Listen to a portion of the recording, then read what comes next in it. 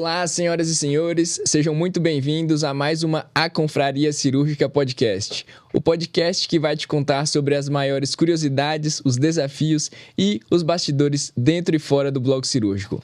Eu sou André Fujioka, especialista em cirurgia do aparelho digestivo, e tô aqui com dois grandes amigos e cirurgiões, Dr. Lucas Calazans, especialista em cirurgia do aparelho digestivo. Tudo bem aí, cara? Tudo ótimo, uma gravação ótima, de uma conversa leve, bem esclarecedora e cientificamente e eticamente correta, para que a gente consiga esclarecer cada vez mais coisas para os pacientes. Muito bom. Estamos aqui também com o Dr. Caio Fontes, especialista em cirurgia geral. E aí, Caio? Muito boa tarde, bom dia para quem estiver assistindo a gente. Bem-vindos a mais uma confraria, sua fonte segura de informações sobre cirurgia geral e do aparelho digestivo. Legal. E hoje nós vamos conversar sobre um tema muito importante, que é tudo o que você precisa saber sobre quando procurar um cirurgião no pronto-socorro. Antes de mais nada, vale ressaltar de que nada que dissermos aqui substitui a consulta com um médico especialista. E aí, caras, quando que a gente vai procurar um cirurgião na urgência, no pronto atendimento ou no pronto-socorro? O que vocês têm para falar? Eu acho... Vamos começar só para esclarecer bem, para o paciente, que uma grande parte, do que acontece na cirurgia geral e do aparelho digestivo ocorre na urgência, e principalmente, às vezes, no pronto-socorro. É claro que tem consultório, tem as cirurgias demandas eletivas, mas o pronto-socorro é uma realidade muito presente da vida do cirurgião. E acho que é assim, acaba que o paciente sabe mais do que a gente falando quando procurar o pronto-socorro. Muitas vezes o que a gente vê é o paciente que chega lá com uma dor abdominal, às vezes mais indolente, ou seja, que dura alguns dias e vem piorando, ou mesmo uma dor abdominal aguda. E normalmente, na maioria dos serviços, acaba que esse paciente vai ser avaliado ali pelo cirurgião. O pronto-socorro, ele é um ambiente da urgência. Então, ele não é aquele ambiente programado. E isso, até mesmo em termos de ambiente, estrutura física. Então, o paciente vai para o hospital e pega uma ficha para ser atendido pelo cirurgião no pronto-socorro, ele está naquele ambiente de urgência, que pode ter pacientes acidentados, pode ter pacientes com doenças agudas, pacientes que estão tossindo, dentro das doenças clínicas também, sendo atendidos pelo clínico. Então, aquele ambiente, aquela estrutura é um ambiente da urgência. E quando que o paciente deve procurar, então, essa urgência voltada para um atendimento pelo cirurgião? Em geral, doenças agudas. Como assim agudas? Que aconteceram há pouco tempo, estão incomodando ou piorando há pouco tempo, seja hiperagudas como um acidente, um trauma, ou um corte, ou talvez coisas como uma infecção, um pus, um abscesso, uma coisa que vem incomodando em piora e que demanda atendimento mais imediato. E é dentro dessa ilustração que eu fiz agora que eu acho que a gente vai destrinchar nossa conversa. Ah, cara, você falou tudo aí, não tem mais nada pra falar, não. Mas brincando, eu acho, você se posicionou muito bem aí, sua definição acho que foi impecável. Voltado pro cirurgião, eu acho que genuinamente o pronto-socorro, ele vai atender casos de trauma, Isso daí é uma realidade do pronto-atendimento, do pronto-socorro, Então, não é raro a gente ver um senhor que caiu, fez um corte na cabeça, ou alguém que estava motoqueiro, atende muito, A gente fala os politraumatizados, com demandas de fratura, de quebrar algum osso ou não, cortes ou não, Então, tem essa parcela muito grande, que não tem jeito de você procurar um cirurgião no consultório, se você foi vítima de algum acidente. Obviamente que o cara acidentado, traumatizado, tem que ir para o hospital e procurar um atendimento no pronto-socorro, Isso daí é uma coisa muito bem definida.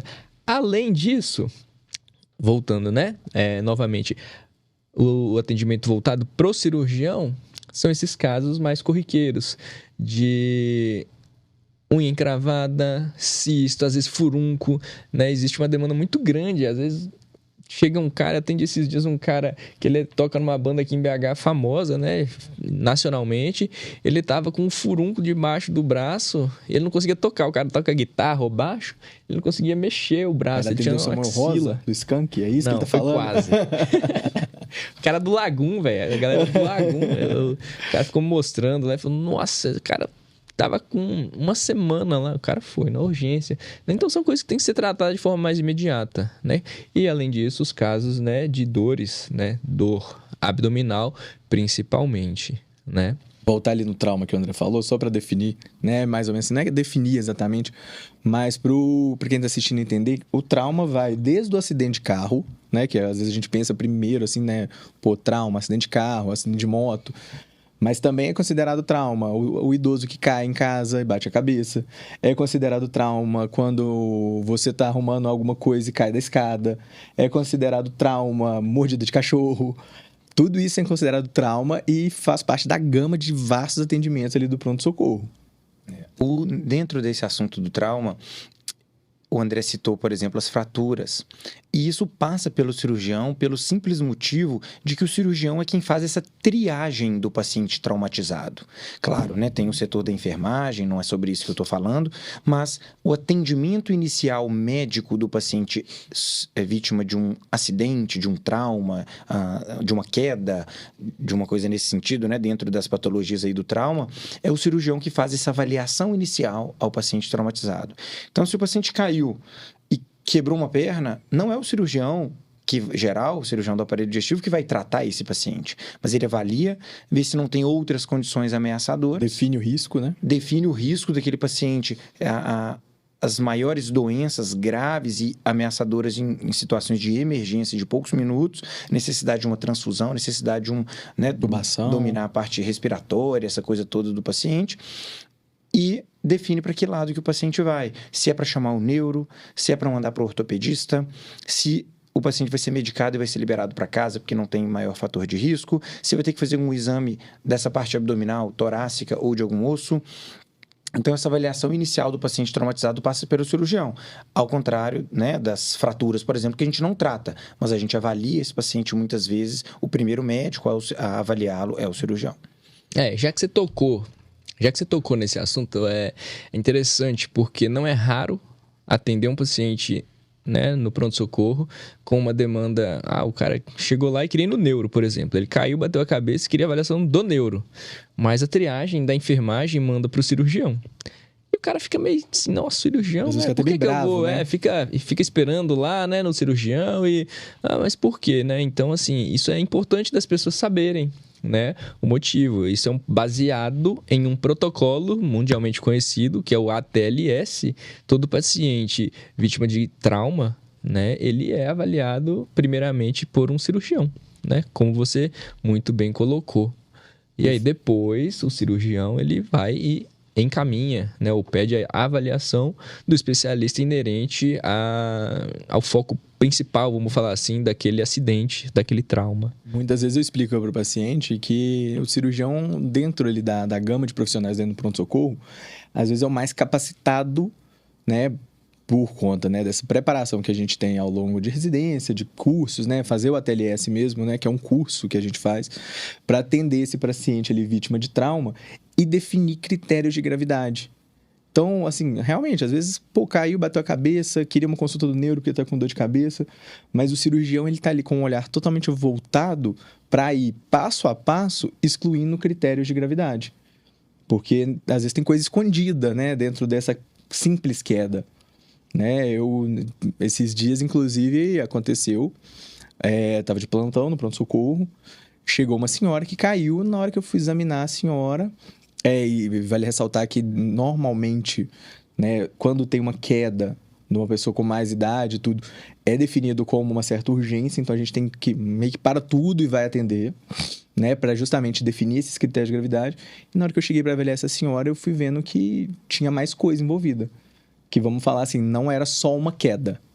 E ali estava tendo um AVC, né, um derrame acontecendo, e a gente já começa a acionar tudo, começa a fazer todo o protocolo para poder fazer esse primeiro atendimento. Então, assim, normalmente o cirurgião dentro dos profissionais do pronto-socorro é aquele mais adequado para poder fazer essa definição de gravidade nesses casos de trauma.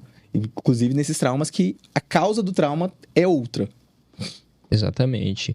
E assim, então, né, resumindo essa questão do trauma, é uma dúvida dos pacientes que chegam ao pronto atendimento, né? Doutor, você acha que eu tinha que ter vindo mesmo? Eu sempre falo que tem que ir, né? Não tem assim, caiu, machucou, teve alguma coisa assim, né? É mais idoso, tem alguma outra questão de saúde, vale a pena passar no hospital, passar por uma avaliação com o cirurgião. Nem que seja para ele falar assim, tá tudo bem, não tem nada, pode ir embora, né? Mas, eventualmente, são raras as vezes, mas eventualmente a gente pega alguns pacientes que, assim, perderam tempo, né? E no trauma, né, na urgência, tempo é tudo, né? A gente não pode perder tempo, a gente tem que ganhar tempo. Com certeza. As outras situações em relação à avaliação do cirurgião no pronto-socorro, muitas vezes o paciente ele chega e ele não é triado por cirurgião, mas ele acaba passando pelo cirurgião ao longo dessa avaliação. Tem hospitais, por exemplo, que o atendimento das dores abdominais é feito por um clínico. Eu não acho que tem nada de errado nisso. Isso é a definição do fluxo daquela instituição. E, vamos falar assim, a gente respeita e segue e faz isso com toda tranquilidade. Entretanto, pelo simples fato, que não é nada simples, pelo simples fato de o cirurgião avaliar o paciente que não tem doenças no abdômen, avaliar o paciente que tem doenças agudas no abdômen, avaliar o paciente antes de uma cirurgia, avaliar o paciente após uma cirurgia em que está indo tudo bem, avaliar o abdômen do paciente após uma cirurgia em que não está indo tudo bem, essa avaliação abdominal, do exame clínico do abdômen e das dores abdominais, ela é muito melhor realizada pelo cirurgião. Expertise mesmo, né? Então, o cirurgião ele tem muito mais hábito, tranquilidade, experiência no exame clínico, exame físico do abdômen do paciente. Por isso, as dores abdominais muitas vezes passam pela mão do cirurgião, sim.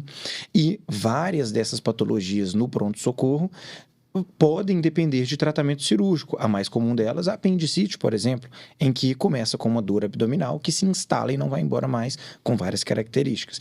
Então, ou seja, a avaliação da dor abdominal passar pelo cirurgião é uma coisa muito boa, muito importante para o paciente, porque o cirurgião é o profissional que tem mais prática com o exame físico do abdômen, mesmo o paciente precisando de passar pelo clínico antes, por uma questão de fluxo e que está tudo certo. Esse fato, ele é interessante também porque, assim como no trauma que eu referi anteriormente, o cara que tá com uma gastrite, que na maioria das vezes ele acha, né, que tá com uma gastrite ou um gases e vai pro cirurgião, isso gera uma coisa, né, poxa, tô só com uma gastrite aqui, um gases, comi uma coxinha, alguma coisa, passar no cirurgião, né, mas é exatamente por isso que você está falando, né? E a palavra-chave eu acho que é a experiência, porque quando o clínico atende um paciente com alguma dor abdominal, por exemplo, e tem algum diagnóstico que é cirúrgico e encaminha para o cirurgião que vai operar e vê a situação, né, dentro do abdômen do paciente quando ele opera. E aí ele fala, poxa, aquele paciente que estava lá no pronto-socorro, eu estou operando, tá sim, a vesícula tá muito doente. O clínico não, ele dá o diagnóstico lá, ou encaminha para o cirurgião avaliar e posteriormente operar, mas ele não vê aquilo lá, ele não tem, né, bastidor, ele não tem, assim, muitas das vezes, noção anatômica de como que mesmo, aquele, né? Anatômica, e de como que aquele doente que ele atendeu lá no pronto-socorro horas antes ele evoluiu, como que está a situação dentro do abdômen, né? Então, isso é uma coisa compreensível também, né, do médico clínico. Mas a experiência do cirurgião para avaliar essas situações, ela é fundamental. Não tem nenhuma dúvida. E muitas vezes o paciente procura o serviço achando que é um gás, achando que é comer alguma coisa. E a gente está falando do começo de uma crise de vesícula, uma colicistite, de uma apendicite. E é aquele negócio, o paciente vira para você e fala assim, tô com uma dor, não sei o quê, tomei um remédio, e 10 minutos depois a gente tá falando com ele de cirurgia.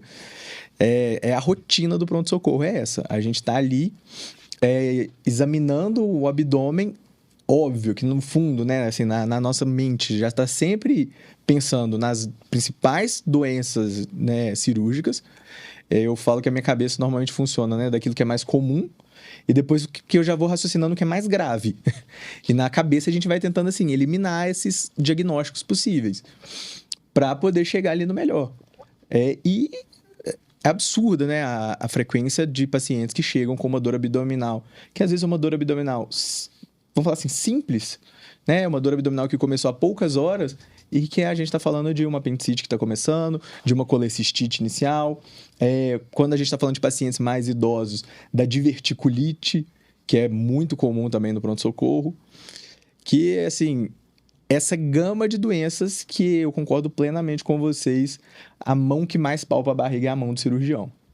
E aqui vê o que está acontecendo realmente, né? Quando tem indicação de operar. Sabe, né? O que vai acontecer ali, né? Eu tinha um R+, na residência que ele falava que todo clínico tinha que ter inveja do cirurgião. Porque, na verdade, quem vai ali tocar mesmo, né? Vamos falar assim, no sentido de tocar mesmo no que tem de mais íntimo quase do paciente vai ser o cirurgião, né? Que é a gente que está ali operando manualmente, né? O apêndice, tirando manualmente a vesícula. Aí ele falava assim, não, todo clínico tinha que ter inveja do cirurgião, porque é a gente que está ali naquela ponta resolvendo o problema. Eu uso uma frase que é uma brincadeira, né? Que é a clínica médica, a especialidade clínica médica, que eu acho que é uma especialidade extremamente nobre. Eu gosto muito de clínica médica, admiro os bons clínicos, com toda certeza. Ela é uma especialidade também chamada de medicina interna. Mas eu falo que quem faz medicina interna somos nós, porque a gente não faz só a medicina externa, a gente trabalha com a medicina de dentro, assim como os endoscopistas e tudo mais. Os cirurgiões de todas as subespecialidades trabalham com a parte de dentro do corpo, literalmente, né? Isso é uma brincadeira, mas que é utilizando esse trocadilho. E agora eu queria falar de uma demanda enorme de pronto-socorro. Qual que é? Corte.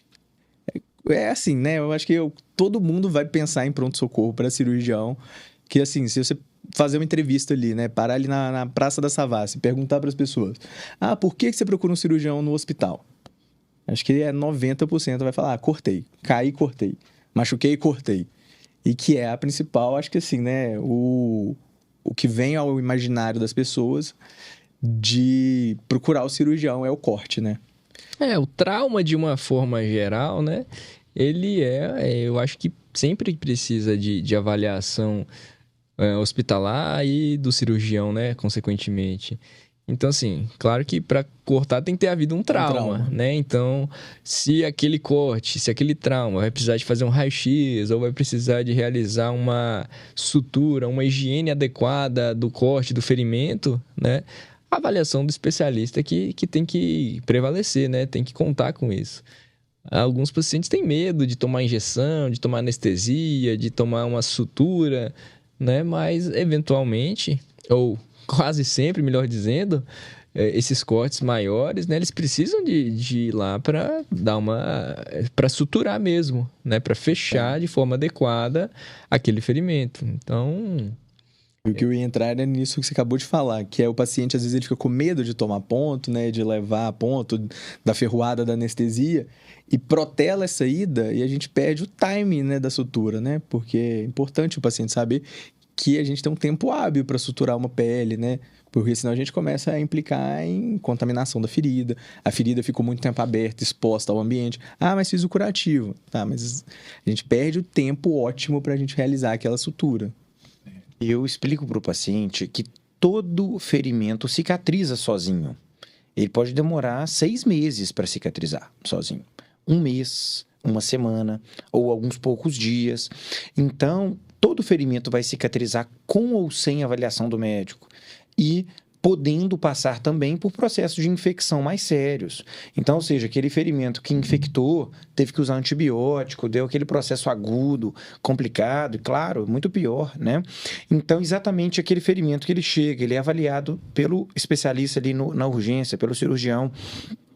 O ferimento é adequadamente limpo, adequadamente suturado quando necessário, realizando os curativos, as orientações e as medicações adequadas.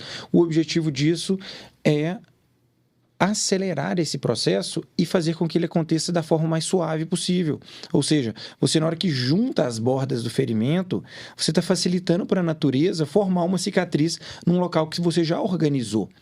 E a partir do momento que você já organizou, verificou se tem que usar ou não um remédio, facilitando aquele processo, ele vai acontecer de forma mais rápida, de forma mais suave. Estética, né? De forma mais estética. Então, procurar brevemente, logo após o ocorrido, em geral está associado a melhores desfechos do que você, após passar aquela noite, perceber que já está dando errado, depois de 1, 2 dias, que está mais vermelho, começou a sair pus, você buscar o atendimento, você está indo já para resgatar um problema que iniciou em cima de outro, e não mesmo resolver aquele problema inicial lá atrás, fresquinho e bem precocemente.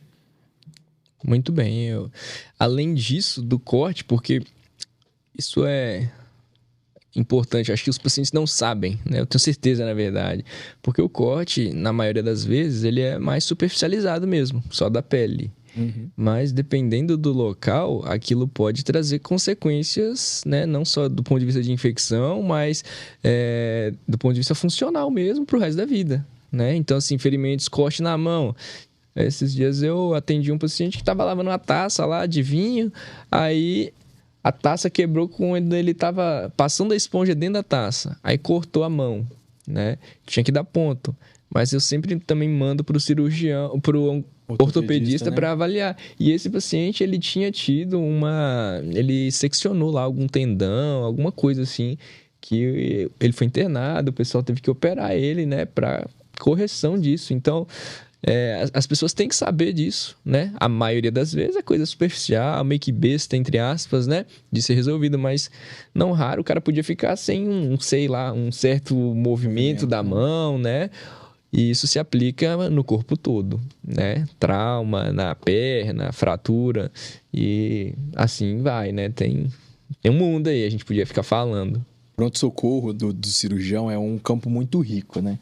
É um verdadeiro se vira nos 30 do Faustão, né? Chega de tudo ali pra gente. E eu sempre que eu tô na mesa de bar com amigos que não são médicos, eu acho que é a parte que a gente vai contando os casos e a parte que o pessoal fica mais assim, nossa... Gera várias reações, né? Desde gastura, não, cortou o dedo, aí a pessoa fica assim, nossa senhora. A falar de pus, a falar de berne, que, assim, é muito comum. E os pacientes, assim, quando você tira um berne do paciente, né? Que é aquela larvinha que tá ali dentro, o paciente fica com aquele negócio, como assim? Estava dentro de mim? O pronto-socorro do cirurgião é um campo muito rico, né? Assim, chega realmente de tudo e várias demandas, inclusive algumas demandas que não são do cirurgião chegam, né? Por, às vezes, falta de profissional da demanda específica, né? Acho que todo mundo aqui já atendeu um corpo estranho em nariz, corpo estranho em ouvido, porque estava sem otorrino no dia. Quando a triagem não sabe muito bem para onde mandar, acaba que chega no consultório do cirurgião, no pronto-socorro. O pessoal costuma chamar, né, a especialidade da cirurgia geral de cirurgia em geral, que é cirurgia, serviços gerais em medicina, como se fosse isso. Não sei para onde é que vai. Nesse ambiente aí do pronto-socorro. Chega lá pra gente. Um detalhe importante, né, a gente podia abordar é com relação a também quando não procurar, né, porque, assim... O pronto-socorro, ele é um ambiente, como você referiu no começo, com o paciente verdadeiramente doente, infectado, com gente precisando de prioridade para ser atendido, infarto, derrame, né, AVC, traumas mais graves, entre outros, né, que a gente poderia citar. Então, é uma coisa assim, até às vezes quem assiste, né, pode achar ruim, mas é de uma orientação mesmo, né? De quando não procurar, porque às vezes chega de madrugada um paciente com uma demanda. É difícil, né, de falar uma demanda simples ou uma demanda boba. Uma demanda menos aguda. Isso, uma demanda ambulatorial. É o termo dela, né? Exatamente, né? Procurando atendimento e às vezes tá cheio o atendimento ou vai gerar um estresse no médico, no cirurgião que está, né, de plantão, que tinha outras coisas para resolver ou que estava descansando, porque o médico no plantão ele também descansa, né? Ele também vai comer, vai no banheiro, né? Isso gera às vezes um desconforto, o cara é mal atendido, né? Fica essa coisa desconfortável mesmo. Às vezes o paciente se expõe, né? A gente está falando aqui, né? Há pouco tempo atrás a gente estava vivendo um contexto de pandemia, onde as áreas comuns dos hospitais, por mais que havia um isolamento, né, dos pacientes respiratórios, mas, querendo ou não, ali no estacionamento do hospital não tem essa separação. Ali no determinado setor não tem. O paciente acaba que se expõe a isso. Então, assim, eu acho que o paciente que vai procurar mesmo o pronto-socorro que tem uma demanda, assim, verdadeira, né? Uma dor abdominal súbita, né? Preocupante. Aquela dor abdominal que o paciente, às vezes, tomou medicação em casa, né? Tinha uma dipirona ali dentro de casa, tomou e não passou, não tem esse hábito. Ou os traumas... Ou aquele paciente que já é mais fragilizado, né? O idosinho, que aí teve uma dor, uma gestante que teve uma dor diferente. Esses pacientes, assim, são eles ali que demandam o pronto-socorro. Mas todo mundo aqui vai ter 1 milhão de casos de pessoas que procuraram pronto-socorro, às vezes de madrugada, naquela história de que tá mais vazio. E são demandas totalmente ambulatoriais, né? Dentro dessa questão de quando não procurar o pronto-socorro, eu citei essa questão do ambiente da urgência exatamente para a gente entrar nesse ponto. Para o paciente também saber valorizar o momento do consultório.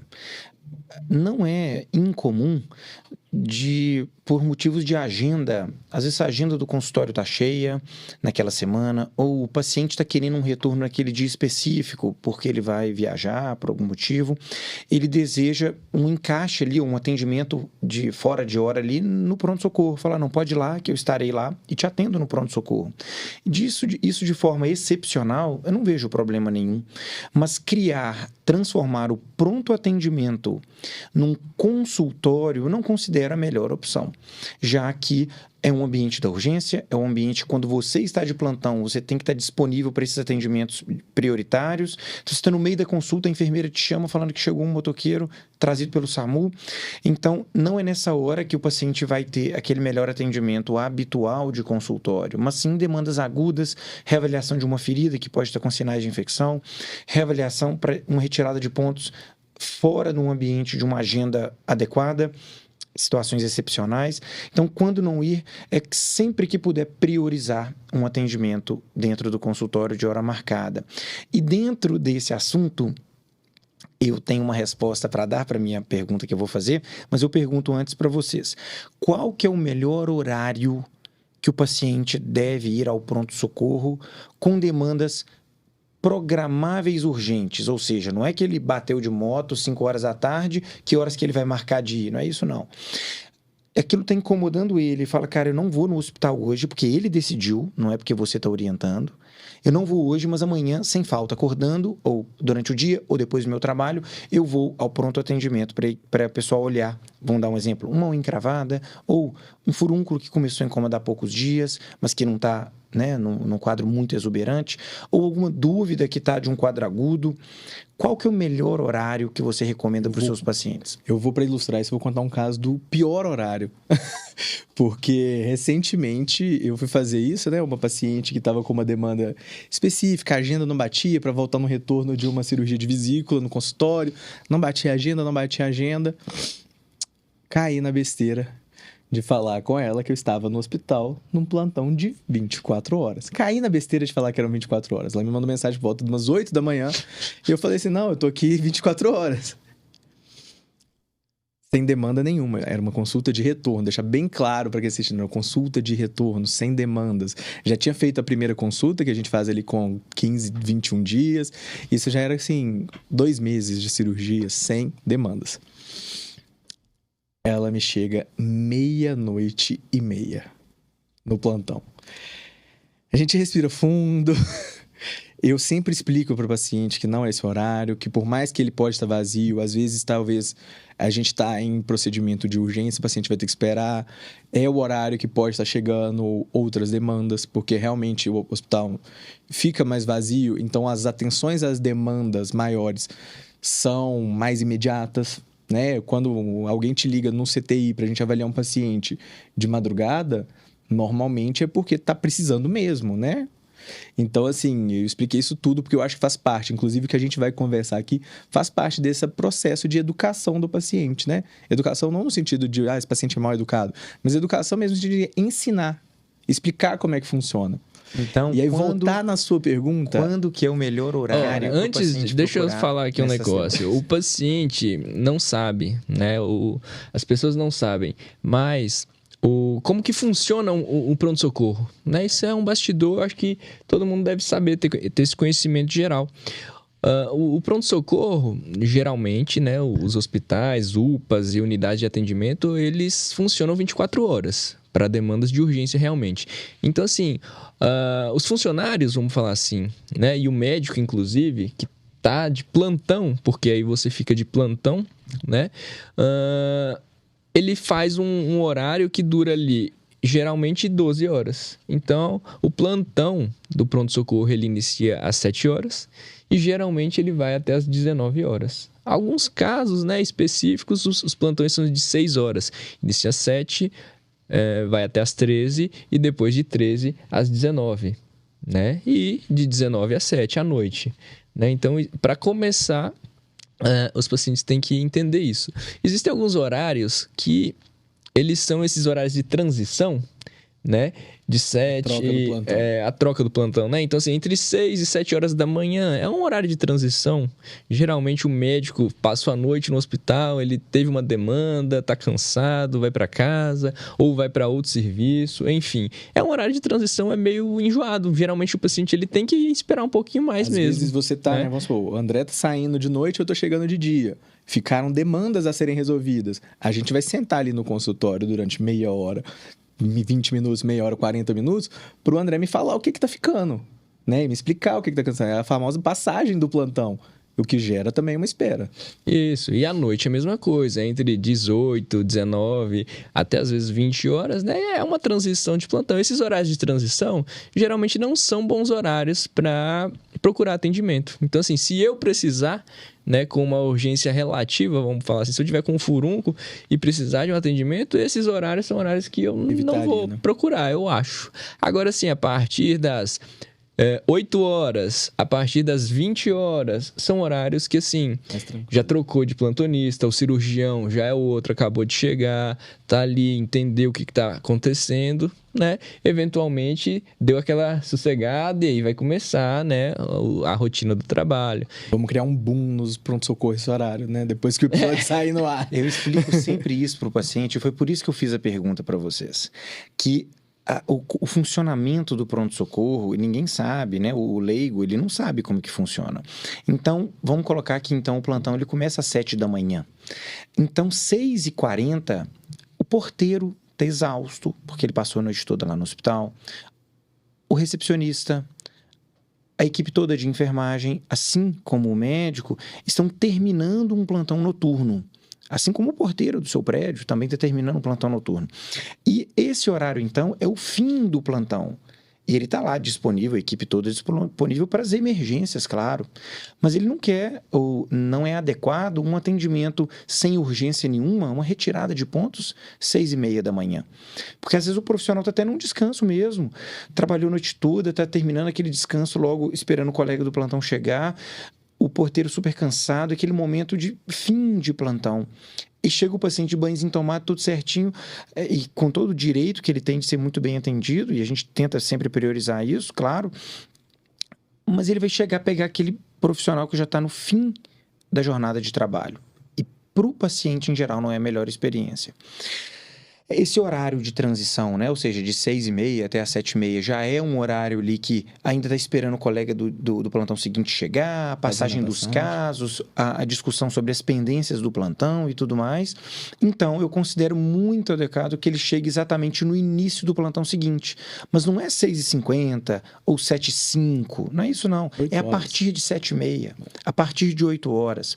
Porque nesse horário, ninguém está indo para o hospital de hora marcada, o hospital está completamente vazio, o plantonista, em geral, não atende quase ninguém de 7h30 até as 9h30 da manhã.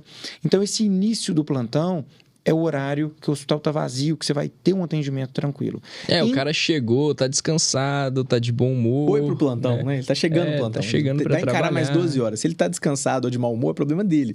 Mas ele vai encarar mais 12 horas. E não só o médico, o porteiro, a equipe toda, a recepcionista, o cara que tá lá no balcão fazendo a ficha, a equipe toda de enfermagem. E dessa forma, pegar o profissional no início do plantão é a melhor coisa. Passou de 9 horas da manhã, as pessoas começam a acordar. Os problemas acontecerem. Normal. Então, a pessoa que está indo para o trabalho se acidenta e tem que ir para o pronto atendimento. A pessoa acorda, percebe que está tossindo, que teve uma noite horrível, chega lá com a dor de garganta. O outro acorda, percebe que está com uma queixa urinária e vai para o plantão. As crianças começam a cair e se machucar. O pai e a mãe, às vezes, né, vai deixar o menino na escola e depois cuidar da saúde dele. Né? Porque, meu menino tem aula às 7 horas. E pai e mãe é isso, né? Deixa o menino na escola e depois fala assim, não, eu passei mal demais à noite, vou lá. A partir de 9h30 da manhã, então, o hospital começa a ficar cheio. Então, nessa hora, com uma urgência relativa, que você dormiu pensando nela e quer ser atendido com maior rapidez, o melhor horário é a partir de 7h30 da manhã, não antes. A partir de 7h30, 8, 8h30, que ainda não está cheio. Os profissionais estão no início do plantão descansados, altamente disponíveis e renovados ali, produtivos para você. Eu acho que é a hora da urgência relativa se dirigir ao hospital no início do plantão. Também se aplica ao plantão noturno, no início do plantão. O paciente procurar com uma unha encravada, que está incomodando há 10 dias, ou seja, ele já esperou 10 dias, ir para o plantão 3 horas da manhã, eu considero inadequado.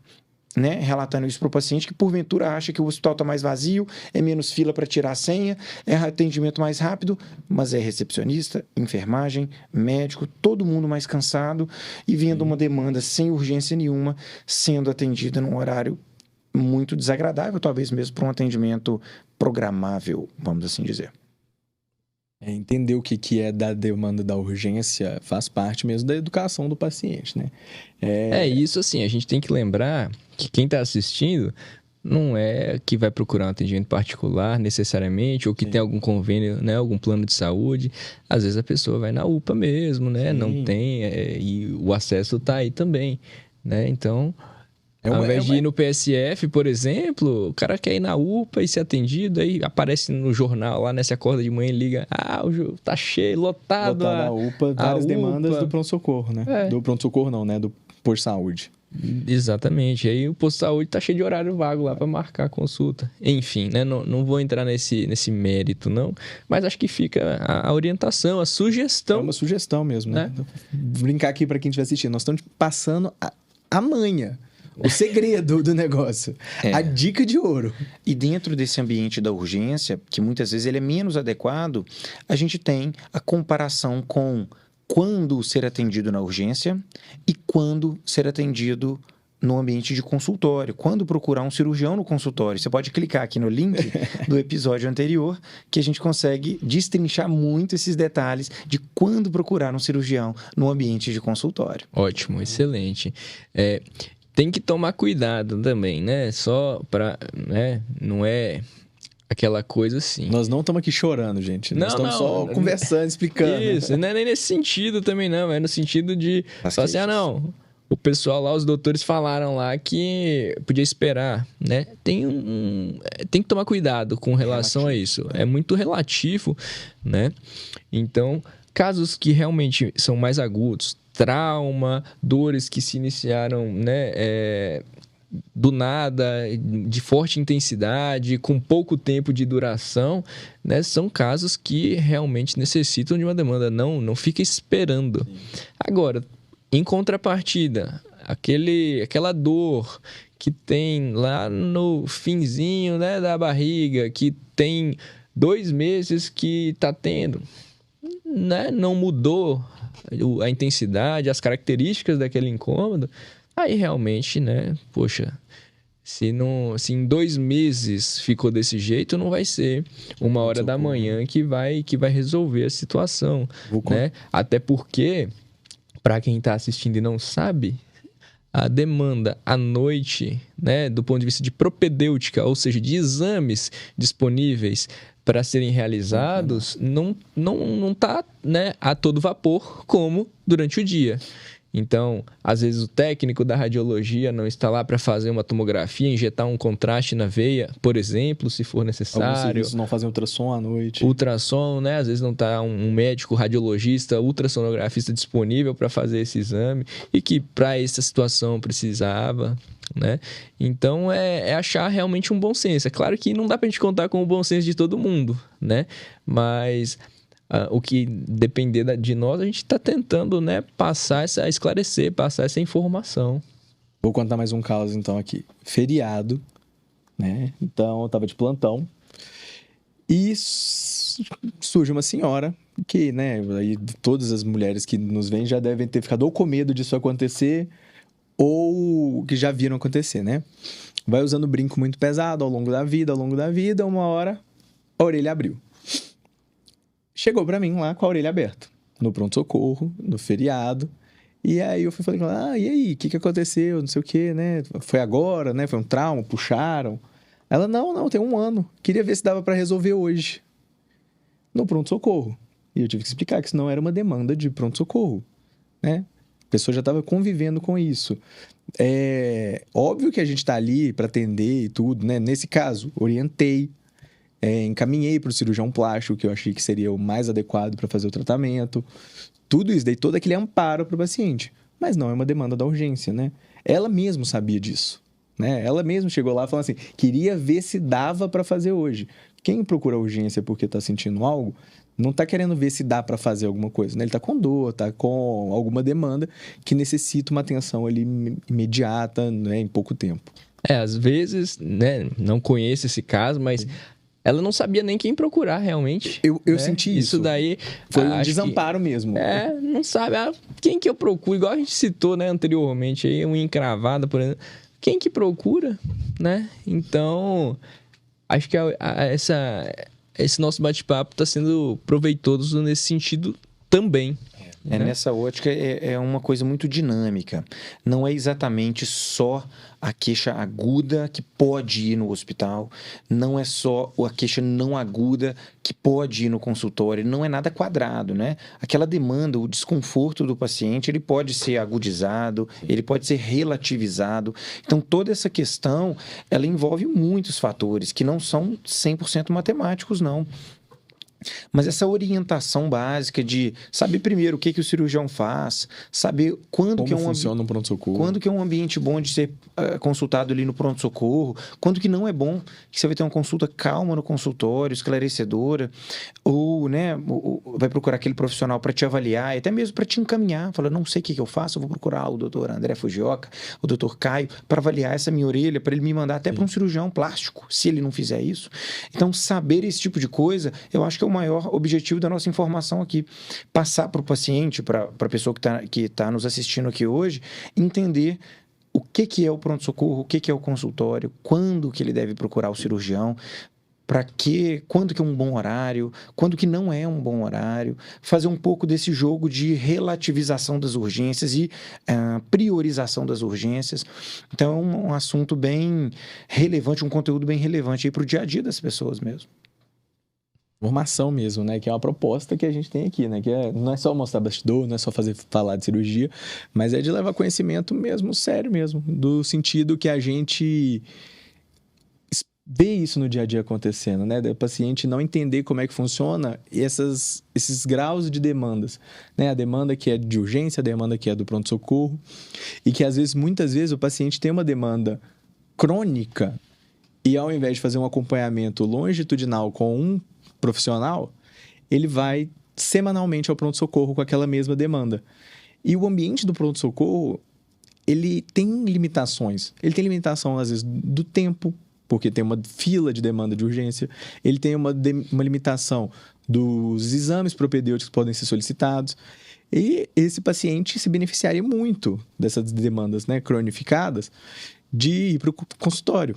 Todo mundo aqui conhece inúmeros pacientes que são aqueles pacientes que vão ao pronto-socorro com a mesma demanda há muito tempo e que não conseguem uma resolução porque às vezes precisa de um profissional que vai ali se debruçar, pedir exames que não estão na gama do pronto-socorro, avaliar aquilo ali como um todo, né?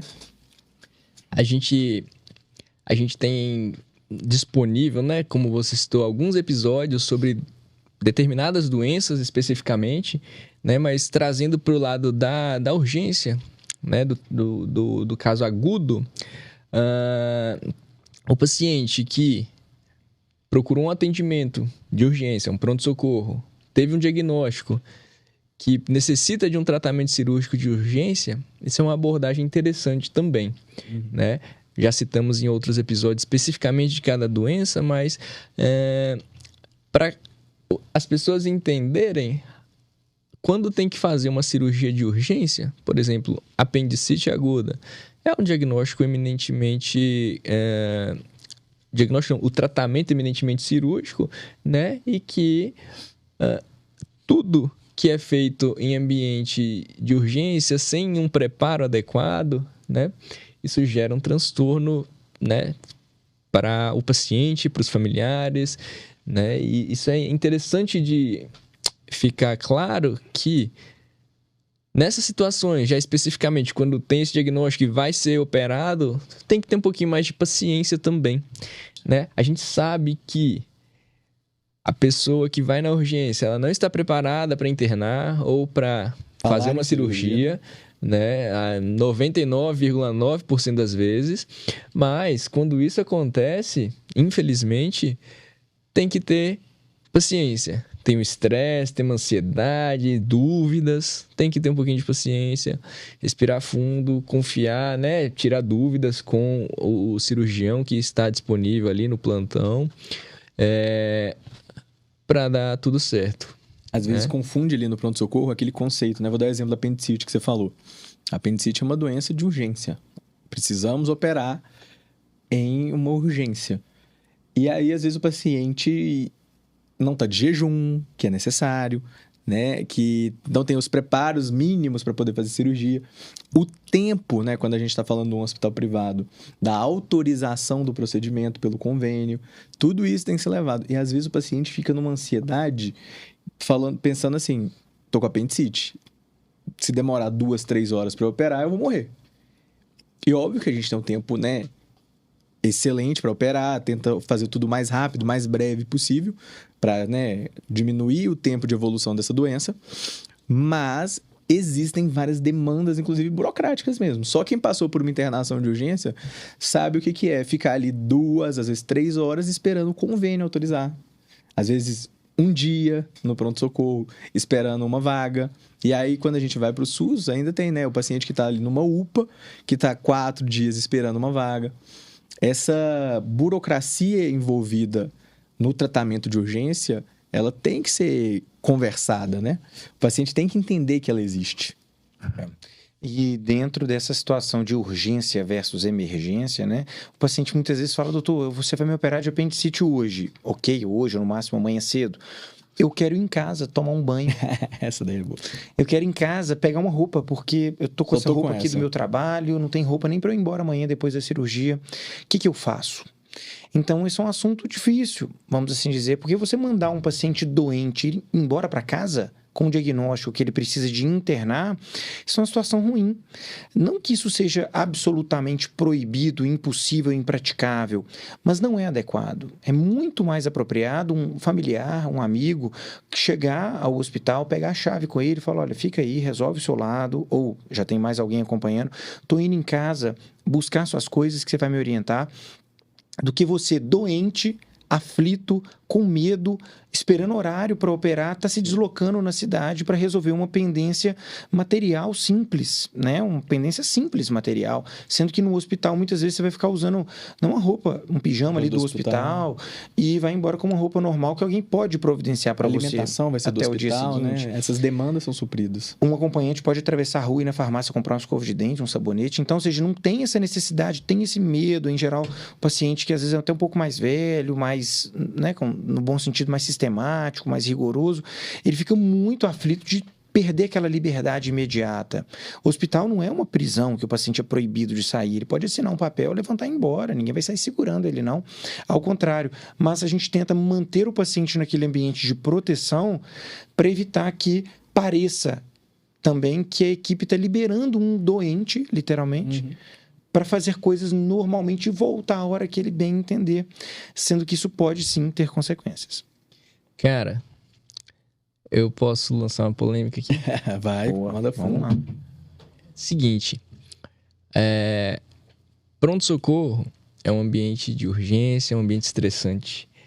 É um ambiente que o médico que está ali, ele dá o plantão, como nós já falamos, 12 horas.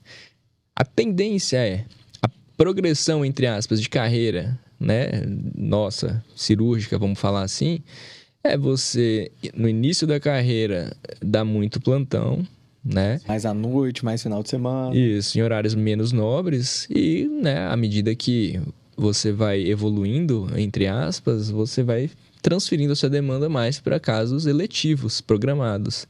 Ou seja, você passa a dar menos plantão, né? Eu já dei muito mais plantão do que eu dou hoje, né? Atualmente, por exemplo. Então, assim, geralmente, quem está na porta, no pronto atendimento, é um médico mais novo. É um médico recém-formado. Às vezes é um cirurgião recém-formado, com menos experiência e todas as inseguranças, né? Vamos falar assim, do ponto de vista do profissional, né? E aí? O que vocês têm para comentar sobre isso? Eu sei, eu tenho opinião sobre isso também. Mas eu acho que é uma coisa que quem está assistindo tem que saber, né? Claro que toda instituição, ela tem uma série de critérios para, entre aspas, contratar ou admitir ou credenciar aquele especialista dentro da sua instituição. Apesar, né? Afinal de contas, ela tem toda uma estrutura, uma reputação a zelar, né? Mas isso é um bastidor que tem que ser levado em consideração. Eu acho que é uma grande verdade, né? Quem vai dar plantão, principalmente à noite, vai ser o cara que vai ser mais novo, o cara mais novo na equipe e com todas as suas inexperiências, e concordo plenamente com tudo que você falou. E uma coisa que eu sempre me apoiei no começo foi numa rede de suporte de cirurgiões mais experientes, de cirurgiões mais próximos que, assim, estão ali por você e pelo meu doente, né? Por você, no caso, assim, do cirurgião mais inexperiente. E é uma coisa que eu sempre falo, que é ter aquela rede de suporte, aquele seu amigo, aquele cirurgião mais experiente que vai atender o telefone para te ajudar e que vai estar junto de você.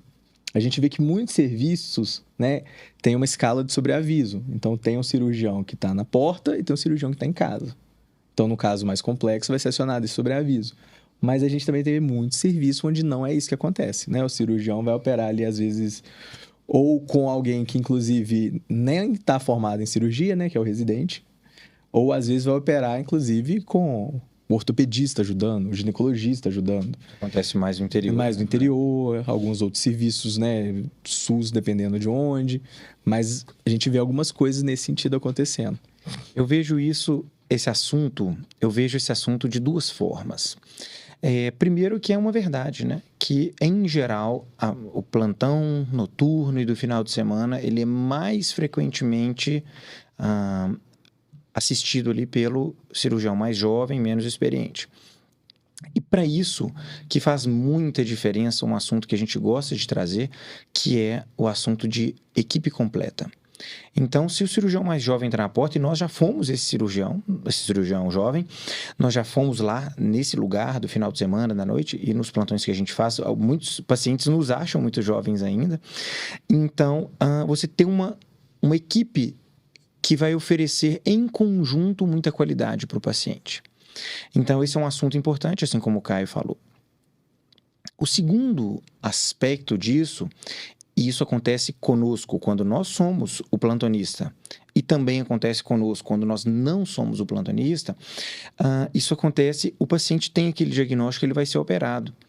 Aí ele chega e fala, poxa, mas o médico que operou minha mãe não é esse médico aqui, eu não conheço ele, mas eu conheço o cirurgião fulano de tal. E aí, eu sou obrigado a ser operado pelo doutor fulano da porta hoje? Ou eu posso acionar o cirurgião da minha confiança? E dentro dessa pergunta, a gente tem duas circunstâncias. Que você pode acionar sim, mas o cirurgião pode não estar disponível para você. Ele pode estar viajando, ele pode estar em outro lugar, ele não pode ter tempo para acionar. Ou ele pode falar, olha, eu vou precisar de cobrar uma disponibilidade para sair do meu conforto ou desmarcar o meu consultório para prestar assistência para você no horário que você está precisando. Assim como acontece nos partos, com toda naturalidade, e não tem nada de incorreto e sem ética nisso. E, por outro lado, o cirurgião pode sim, e pode falar para você, olha, sim, com tal e tal combinado, nós vamos assumir o seu caso e te prestar uma assistência de conforto, de confiança, quebrando um dos problemas dessa urgência, que seria esse médico que você não conhece, que muitas vezes somos nós, né? Mas esse médico que você não conhece. Então, você tira esse fator, a doença continua lá, a necessidade cirúrgica continua lá, os próximos passos serão os mesmos, você incluiu uma pessoa ali que vai te dar conforto e segurança nesse momento. Então, seja uma equipe habilitada, uma equipe que trabalha tradicionalmente com equipe completa, com mais de um cirurgião, 2 ou 3 cirurgiões em cada procedimento cirúrgico, e não só com residentes, que, né, tem as suas características, é uma questão muito importante, e também a possibilidade de acionar um profissional da sua confiança, um profissional que você já conhece. Você não é castigado por determinado plantonista. Você pode ser presenteado por ser um ótimo plantonista, ou você pode ser grato àquela pessoa, agradecer e falar que, olha, já fiz contato com o cirurgião da minha confiança, ele vem para nos prestar assistência e a partir de agora é tudo com ele. Muito bem. O que você acha, cara? Isso é uma verdade.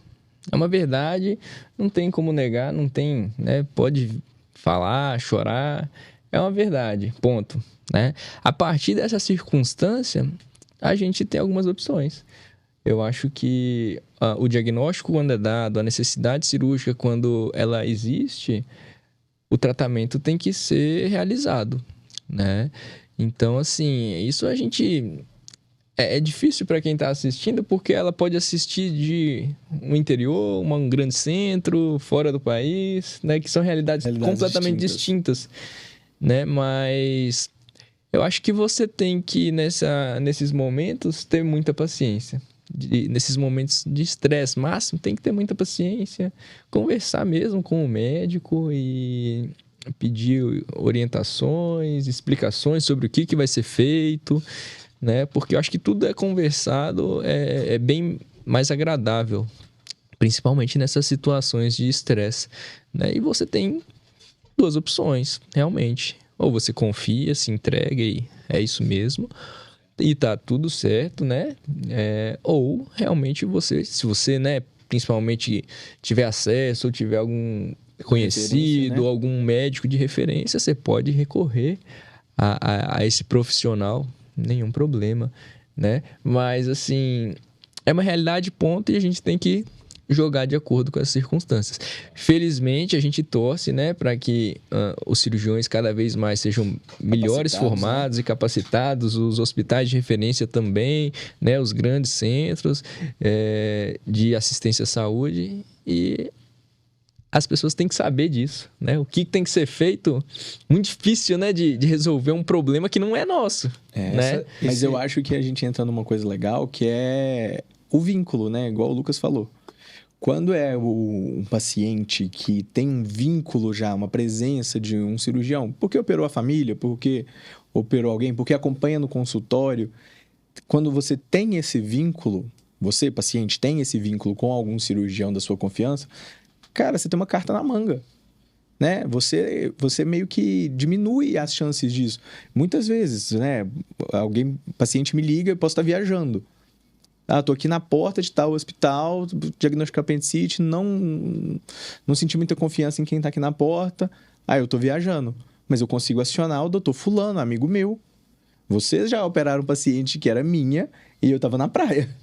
Lembra disso? Ela me ligou, Caio, eu tô com dor demais, você tinha avisado que se tivesse dor demais, era pra ir pro pronto-socorro e tudo. Eu falei, fulano, eu tô aqui na praia, tô viajando, tô de férias, mas tem amigos experientes da minha confiança que vão assumir o seu caso.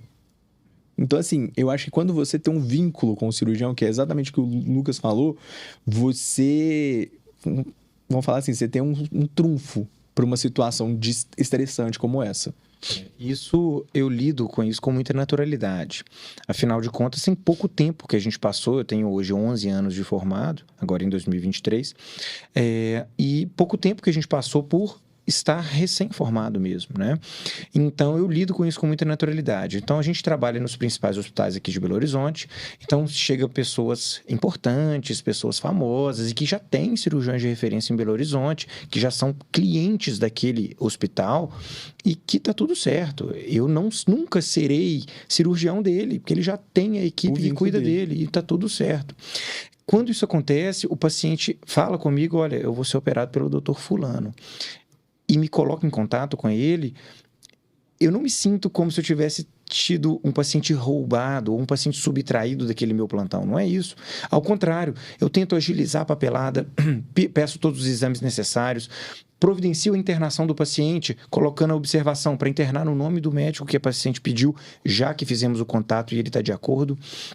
Normalmente o doutor fulano é conhecido, né? As pessoas são conhecidas da gente, trabalhamos todos juntos ali. Tentando agilizar o lado do paciente e o lado do colega médico. E por outro lado, da mesma forma, eu sempre desejo que aconteça comigo da mesma forma.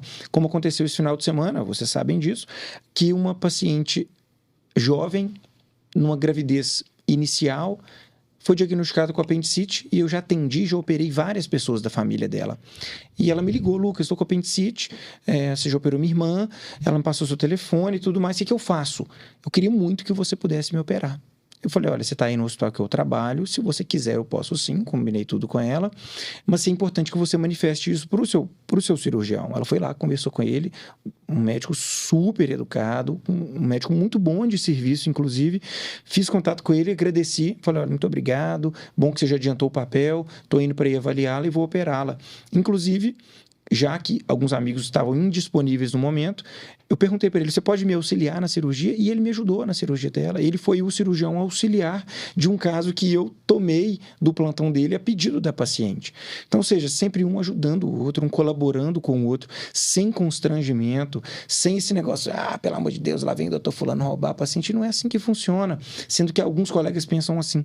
Então, essa liberdade que o paciente tem de escolher quem vai tratar quem dele, vai cuidar dele, isso é uma coisa muito tranquila, muito transparente, muito aberta e muito sem polêmica, né? Então, isso é um assunto muito livre que tem que ser tratado, sendo que alguns cirurgiões, pacientes meus já me contaram, Lucas, eu operei de apendicite semana passada. Eu falei, gente, por que você não me ligou? Falou, doutor fulano... te incomodar. Não, doutor fulano me falou que no plantão dele, só ele que pode operar o paciente, ou seja, enquadrou o paciente de uma forma a não perder um caso cirúrgico, né? Ou tem essa também que você colocou, o paciente, não te liguei para não te incomodar. Eu falei, gente, é a minha profissão. Eu trabalho só com isso. Você pode contar comigo se você desejar, não é obrigado, mas se você desejar. Falo sempre com os pacientes, né? Eu deixo o meu telefone, inclusive meu telefone pessoal com meus pacientes, eles têm acesso a isso e eu falo que é para usar. O objetivo do telefone tá lá não é para me colocar no grupo do WhatsApp, não. É para usar quando precisar, pode ligar, manda mensagem. Você falar, não posso. E normalmente eu falar não posso implica em tentar ajudar de alguma forma. Nunca até é só quando não posso. Igual eu falei, tava na praia, o paciente ligou, tô viajando, não tô aí. Você vai ligar para o doutor fulano, que vai te ajudar, isso aqui resolver o problema. Certíssimo. Voltado para isso. Então, é esse vínculo, né, que a gente já falou algumas vezes, do paciente, que é o paciente que está ali no consultório, presente com você, que é o paciente vinculado, que o paciente foi bem acolhido, que é o seu paciente. Eu falo isso muito com as pessoas, né, principalmente os médicos das outras especialidades. Mas muita coisa a gente trabalha em horário de plantão. O cirurgião, ele vai além do plantão normalmente. Ele tem o paciente, ele não tem o plantão. O paciente no pós-operatório vai te ver, vai te ligar, vai estar com você, vai te ligar porque teve outra demanda. Então, ele é o seu paciente. Então, esse paciente que tem um cirurgião, ele sempre tem uma carta na manga numa situação de aperto. Muito bem. Vamos finalizar aqui? Vamos, Bora. claro. Quem quer puxar? Resumindo aqui. Você quer começar dessa vez? Você Posso. sempre fica Você por sempre último. foi por último, cara. Nenhum problema. Então, assim, resumindo, eu acho que o pronto-socorro ele está disponível 24 horas, né? Os pacientes têm que procurar atendimento, sim, quando precisarem, principalmente, né? É muito difícil de distinguir o leigo, distinguir quando que ele precisa, quando que ele não precisa. Na dúvida, tem que ir e consultar, principalmente com o cirurgião, quadros mais agudos, nenhum problema. Geralmente, os casos mais crônicos, coisa que acontece há 1 mês, 20 dias, 3 meses, há mais tempo, a tendência é de que a necessidade de uma resolução de urgência, ela é menor, né? Então, a tendência é que não precise de procurar um atendimento correndo, né? Mas, na dúvida, acho que tem que procurar um atendimento, sim. Em caso de o desfecho daquele atendimento gerar uma necessidade de um tratamento cirúrgico, vamos lá, respira fundo, calma, conversa com o seu cirurgião. Se precisar, nós estamos aqui disponível também para ajudar, tirar dúvidas, nenhum problema com relação a isso. Mas falamos. Resumindo, eu acho que em caso de dúvida, tem que procurar atendimento. Concordo plenamente, falou muito bem, viu, André? Perfeito. Eu considero muito que, finalizando, é exatamente isso. O paciente não pode ficar passando mal em casa. Então, ou seja, está passando mal, tem que procurar atendimento. Isso tem que ficar muito claro, que a gente não quer que espera e vai no consultório daqui a 2, 3 meses. Não é isso, não. Está passando mal, vai para o hospital. Urgências programáveis, vamos chamar assim, urgências relativas, ter atenção a um horário melhor para atendimento, evitar as madrugadas, evitar coisas dessa forma, quando é totalmente programável, mesmo que urgente. E saber distinguir entre não procurar atendimento e procurar atendimento no consultório também é muito importante. Ou seja, não é que você não vai na urgência, que você não tem que ser consultado e vai atrasar isso durante anos. Você pode estar com uma doença inicial, que você está julgando ela lá para frente, para um estágio mais avançado, como, por exemplo, alguma doença pior, né? Então, acredito muito que procurar o pronto-socorro é sempre bom, procurar o pronto-socorro é sempre importante e, a partir desse momento, entender que quando é atendido pelo cirurgião, nem sempre o tratamento é cirúrgico, não tem que ter essa aflição toda.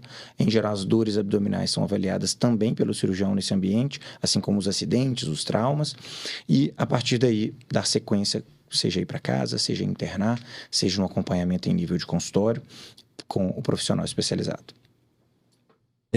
Para a gente fechar aqui, né, eu acho que o pronto-socorro, né, a gente conseguiu, acho que, falar um pouquinho dele aqui, de como é que ele funciona. Ele é um ambiente mais hostil, ele é um ambiente onde a qualquer momento urgências podem acontecer, então às vezes atendimentos são parados no meio.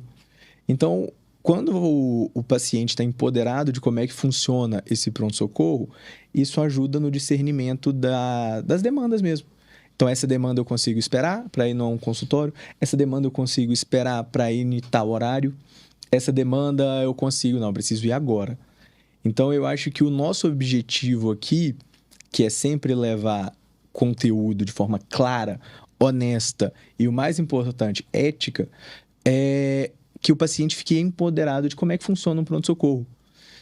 Óbvio que a gente vai estar lá, a gente vai atender todo mundo da melhor maneira possível que a gente tem, com os recursos que a gente tem, mas quando ele entende como funciona e as diferenças entre o paciente procurar o consultório e o pronto-socorro, ele vai ter mais discernimento para definir o que é melhor para ele. No mais, a gente está lá à disposição de vocês. Estamos à disposição, tanto no consultório quanto no pronto-socorro, para as demandas. Está chegando ao fim mais uma A Confraria Cirúrgica Podcast. Se você gostou de participar aqui conosco, deixa seu like, compartilha a informação com os seus amigos, os seus próximos, manda dúvidas, manda sugestões de temas que vocês gostariam que nós abordássemos por aqui. No mais, Dr. Lucas, onde que o pessoal pode te achar? Pode me encontrar na minha rede social, @LucasCalazans Gastrocirurgia. Esse é o meu Instagram. A gente sempre posta conteúdo de qualidade, sempre os bastidores. Tem os links também do nosso podcast, A Confraria Cirúrgica, além de contato da secretária, locais para marcar as consultas. E a gente está sempre à disposição para contato com os pacientes. Dr. Caio, onde que o pessoal vai te achar? Vai me achar muitos dias no pronto-socorro, dando plantão. Vai me achar também no @CaioBFontes no Instagram. Lá tem o telefone do consultório. Lá também tem os links para acessar o podcast e ouvir e assistir quando quiser, quando bater uma dúvida sobre um tema. E estamos aí à disposição de vocês. Vocês também podem me achar no Instagram, no @AndréFugioka. Lá tem o meu contato, tem o link para marcação de consulta, pode mandar dúvidas, pode mandar sugestões de temas. A gente está sempre à disposição. É o que a gente está nos propondo a fazer. Tchau, até logo, um abraço.